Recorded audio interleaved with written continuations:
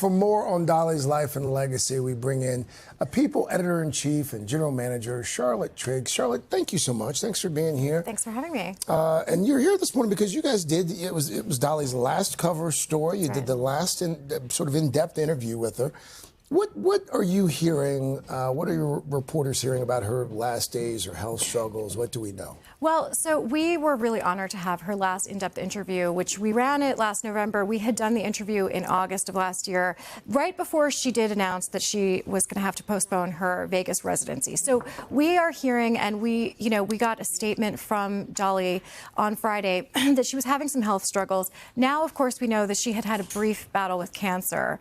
They haven't gotten into the details of what kind, but, we were really honored, honestly, to have this level of kind of discourse with her. We've covered her for so many years. She's been on the cover of People a million times. And this interview that she gave was so open and very vulnerable. She was talking about losing her husband. He had just passed a couple of months prior. She, kind of teared up during the interview, had to kind of stop and get a tissue and then pulled herself back together because she's got this very showbiz mentality. The show must go on. She had a lot she still wanted to do. And she had absolutely no plans for slowing down. And she was working right up until the very end. Yeah, she was. I mean, she always had a huge smile on her face. She's an icon. Everyone from all walks of life, old, young, I mean, everybody knows who she is. Yeah. What was it about her that you think resonated so positively with everyone? I think it's honestly how true she was to herself. She was a very unique person. She had a very unique, quintessentially American story. She came from pretty much nothing, one of 12 kids. They grew up in pretty much poverty. No electricity. Yeah, by her own, estimation,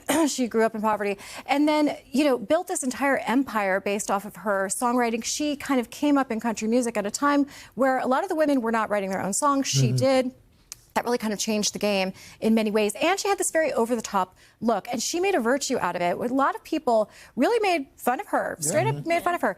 And she just was like, unbothered energy that could inspire all of us. And in many ways, a real feminist icon. And I think it's because she had this, focus on what she was doing, what her mission was, and she was so true to herself that it really inspired many people. She was authentic. I mean, besides the music, the business, all these things, what is her legacy going to be? Because so much she did, we know about her philanthropy. So much about it we didn't know, that she just did quietly on her own. That's right. I mean, she definitely is somebody who believed in actually just doing things for the sake of doing them. You don't necessarily need to take the credit for it. But there's a lot of things where her public image helped bring attention to something, of course.